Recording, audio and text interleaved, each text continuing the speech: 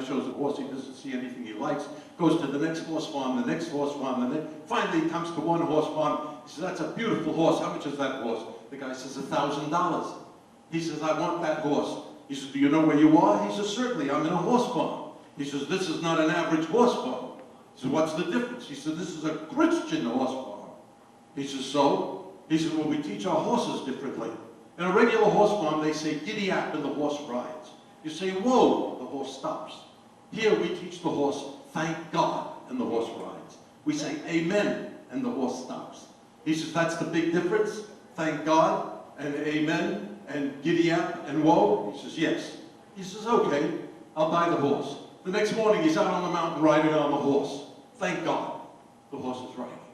He says, thank God, the horse goes faster.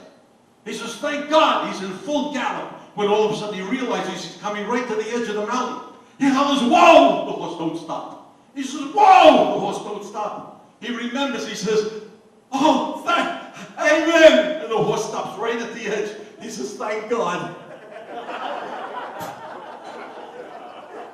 But when you talk about jokes against humor, for example, I had to take my granddaughter to Georgia. So we were leaving from Fort Lauderdale. She's 6 years old. So I said to her, Courtney, please, when we go on the plane, don't tell anybody you're 6. Say you're 5 years old. Because from 5 and under, I don't have to pay for the seat. So if anybody says anything to you, don't forget that you're only 5. So we got on the plane and we're riding, and the flight attendant walked along the aisle and saw us sitting there. He said, oh, what a gorgeous little girl you are. What's your name? She says, my name is Courtney. She says, how old are you? She says, I'm 5 years old. Oh, I had such a sigh of relief. She says, when are you going to be 6? She says, when I get off the plane.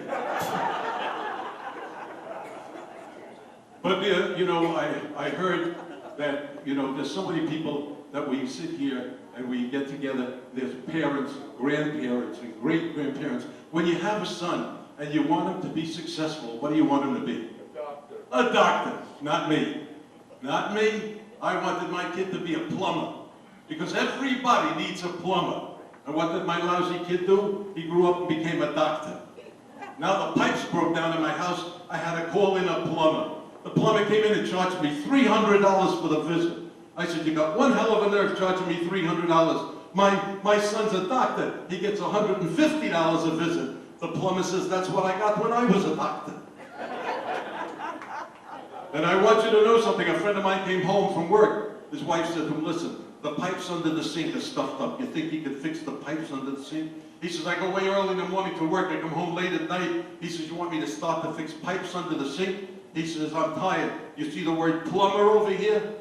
The next day he came home. She says, all right, listen, the drawer in the cabinet is stuck. You think you can fix the drawer in the cabinet? He says, I told you yesterday. I go way early in the morning. I come home late at night. I'm tired. You want me to start fixing drawers in the cabinet? You see the word carpenter over here?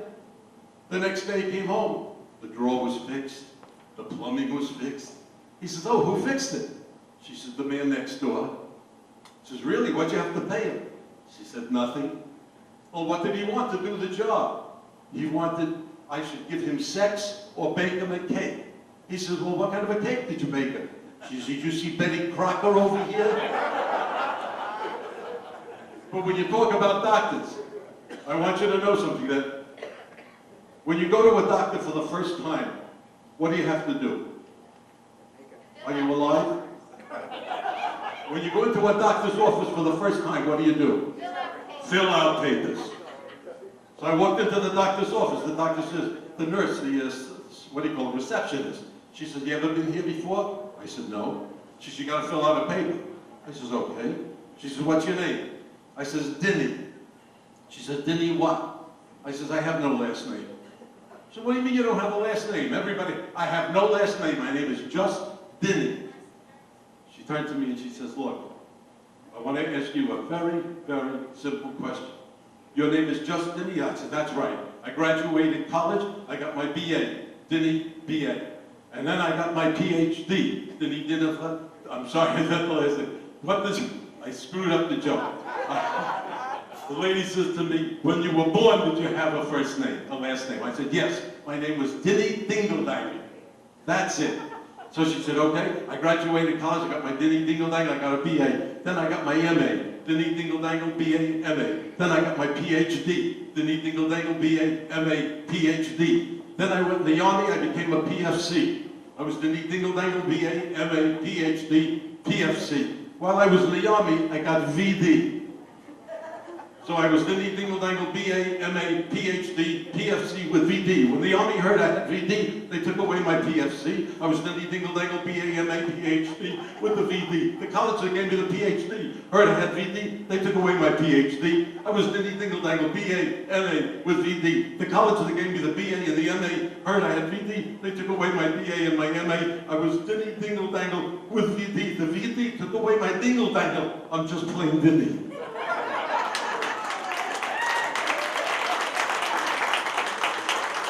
I asked, and I mentioned to Leo, by the way, that there is a very, very famous golf club here in Toledo.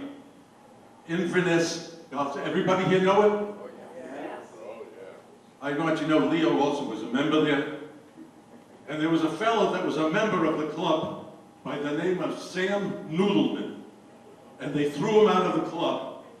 Leo, being a compassionate man that he is, went up to the club to speak in behalf of Sam Noodleman. He came up before the board and he said, gentlemen, I know Sam Noodleman. I know Sam Noodleman from A to Z. He's a perfect man for this club. I know him from A to Z. He's an American, he's beneficial. See, he's got charity, he's dependable, he's efficient, he's got friendship. G, he's goodness, what goes with H, that's in his heart. And I, he's independent, and J, and the president stood up and says, J stands for just a second. He says, we know Sam Noodleman, we'll tell you about Sam Noodleman. Case of cocktail, he's allowed 70 some mums and he's no good. All he owes us money. He's a pure Q, he's pure eyes, he's a rat, stats, he's a stink of that tea. He's a took us like a UVW, if you wouldn't want him, he's XYZ out from the club. And with that, T of F, you put him up, puppy. Go.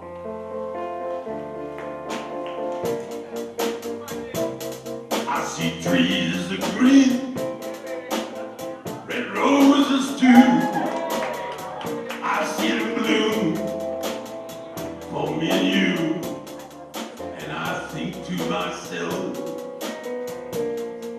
what a wonderful world.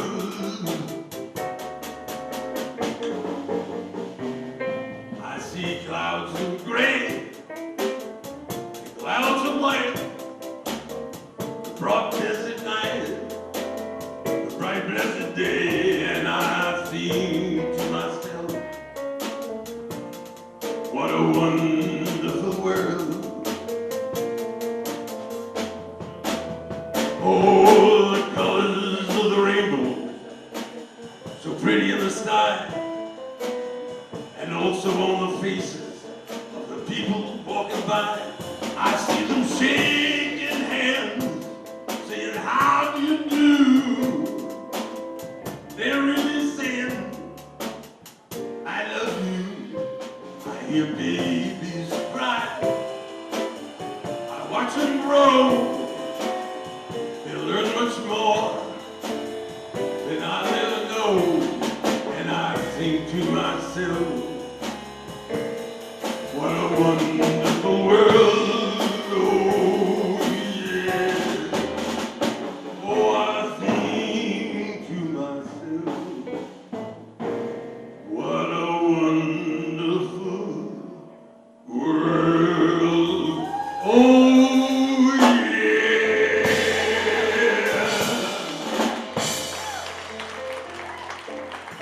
Ladies and gentlemen, I would like to take this opportunity to please call up to the stage with me my lovely lady, Audrey. Audrey, will you come up here, please? Nice round of applause for Audrey.